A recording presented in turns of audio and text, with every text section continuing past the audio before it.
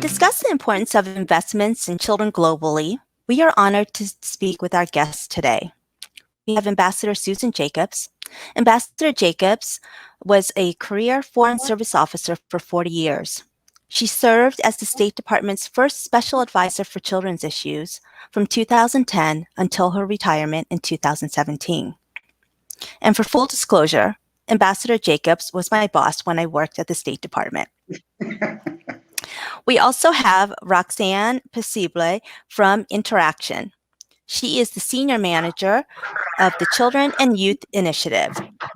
Roxanne is an experienced global development advocacy expert with experience at the African Development Bank Group, PATH, Oxfam, and International Rescue Committee. So I just want to thank both of you for joining First Focus today. Pleasure to be here. Thanks. Great to be here. Thanks, Kathy. So I guess let's just jump right into it. And so I would like to start with Ambassador Jacobs. Ambassador Jacobs, in your experience as the first special advisor for children's issues at the State Department, what did you identify as the major challenges and problems children around the globe faced? Kathy, first I want to thank you very much for inviting me to participate in this, and it's as well organized as everything that you did when we worked together. So thank you very much. and that is the truth. So what I think, though, is that the problems for children are really problems for families. I think that the focus really needs to be on families so that they can provide healthcare, education, clean water, and a safe living environment for their children. And if we can do that and focus our attention on the families, then I think that we go a long way to solving a lot of the problems that children face. Great, thank you. How do you think these challenges have changed or not since you retired? I don't think the problems have changed, and I don't think that some of the solutions that you and I put forward have been adopted yet. One of the things that we tried to do in the interagency process was to have all of the programs that relate to children work in a connected, coordinated manner. And that's why I think putting together this budget book is so important, because you have teased out all the programs that affect children. And if we could get the donors to work with the recipients in a coordinated way and to ask them what they really need and how do we go about providing it, I think we would be in far better shape. And in so many meetings, at least in the interagency process in the United States, no one is willing to accept that maybe what they're doing isn't exactly what's needed, or that others might be able to help them do it. And they're afraid to go back to the Hill from whence all money comes and say, this isn't working, we need to try something else. So I think that if we could finally do that and then work with all the NGOs and the IOs to really do programs that are going to help families and therefore the children, that we could accomplish a lot more than we've been able to. Great. And I think, I would add, I think it's looking at, it seemed like you were talking about wanting to try to look at these issues for children and families in a holistic perspective, where everything sometimes is siloed within the community. So what are some steps as a follow-on kind of, I think, to what you were saying, you were alluding to the interagency process that you worked on and things, but what are some steps maybe the United States government could do to better help children globally? Well, I think what they need to do is to figure out with the country that the children are living in, what do they need? What do they really want? And how can we, working together with other donors and with NGOs in the United States, provide what they need? And everybody is afraid to start over. And sometimes I think that you have to start over because I think that what we're doing is kind of broken. We spend, I mean, it's not a huge amount of money, but I think that we need to do it in a more holistic way. I don't think there should be 3 programs in 3 different agencies that work on child labor. I mean, there has to be a way for these entities to first work together in the United States and then to work cooperatively with the host governments. And they definitely need to have a bigger say in how this is run. We can't just go in and say, this is what we think you should do, and here's the money. And if you don't do what we want, then you can't have the money. So we need to get everybody working together. And Kathy knows that I made this pitch many, many times, and it was never accepted. And so I just, there's a whole new crew at AID that works on this issue, but it's the same problems. Great. So I think that we need to do a better job. And I also think that we need to be able to show the results of what we're doing. There have to be real measurements in place. We have to show, yes, we have vaccinated, 200 or 500 or 2,000 children against all kinds of childhood diseases, and this is how we've done it. But we've also trained people in the country to do that work. I mean, it can't be us. You have to have buy-in from everyone involved. Great. So that's what I think. Thanks so much, Ambassador, because I know you have a wealth of experience, and having worked with you, that you travel to over 40 countries and looking at these issues. So I appreciate you sharing your experience and thoughts. So I would like to just turn it over to Roxanne, and with all your experience, Roxanne, too, that you bring to Interaction. I know Interaction has a new child and youth initiative. So what do you hope the initiative will accomplish for children and youth around the world? Yes, well, first off, thank you, Kathy, for inviting Interaction to this virtual table.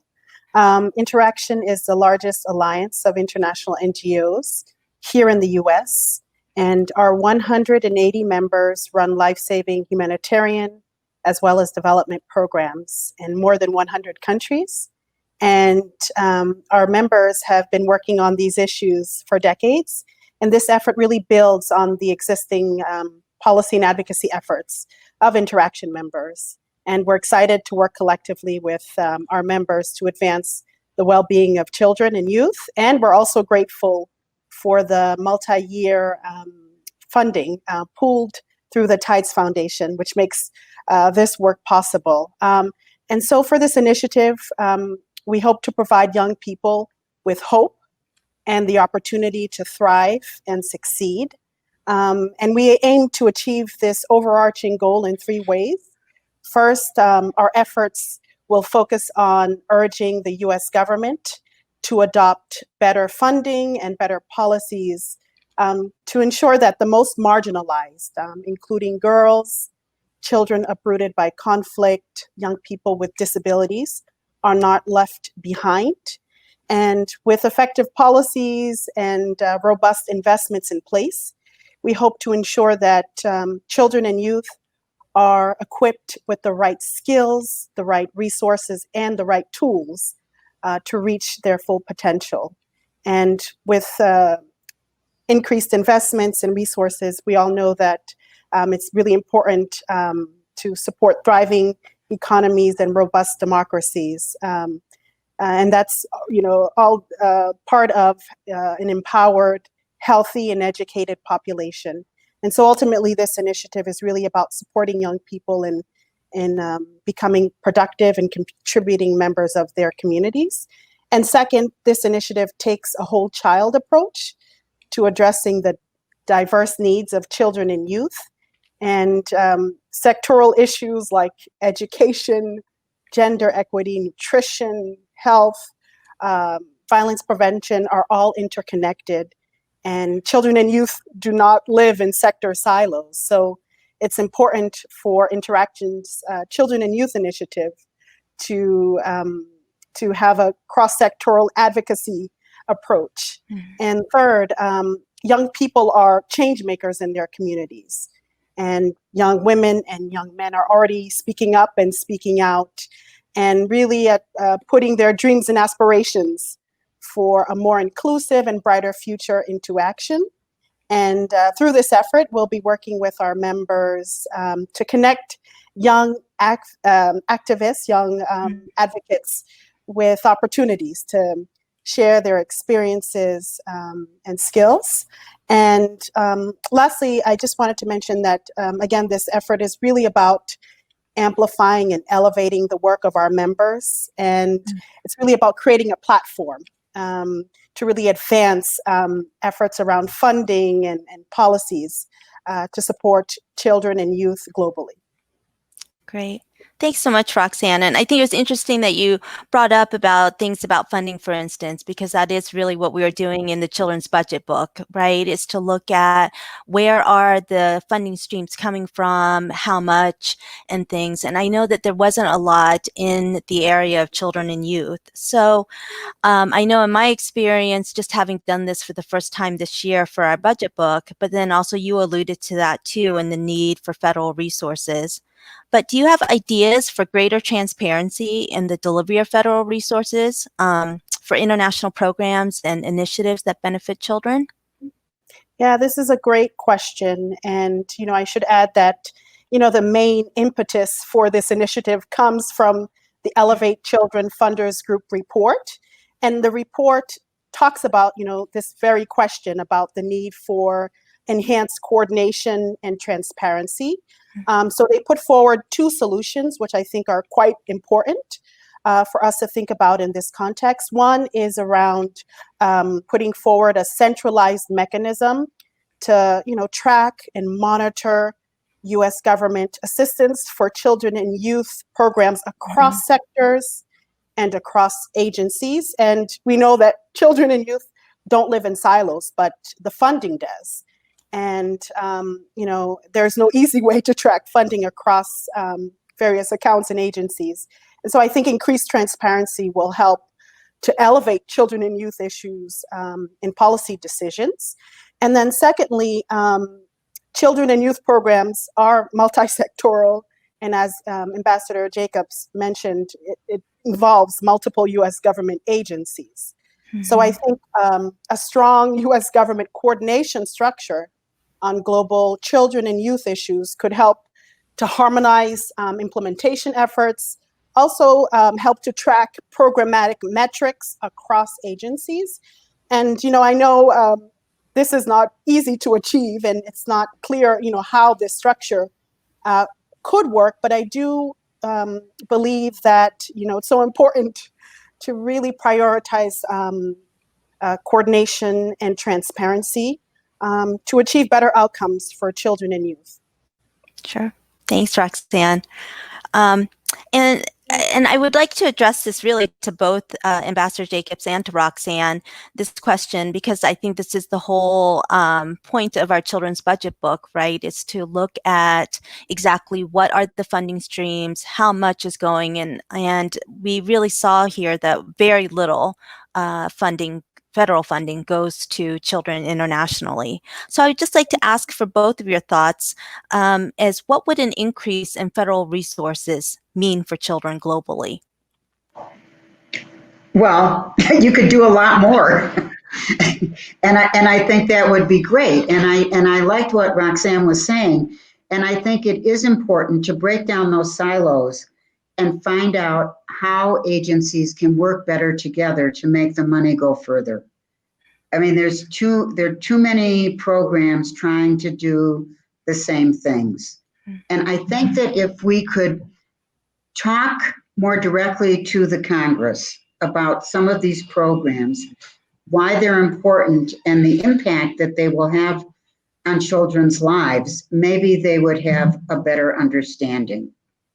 And I think that would be a start. And I think that's why the budget book is important, because it's got every program in it.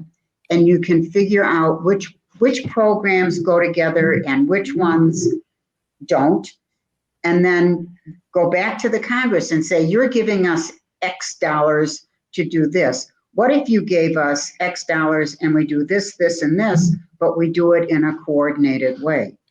And we do it with interaction, and we do it with all these agencies, and we do it with the host governments, and then we could have a real program.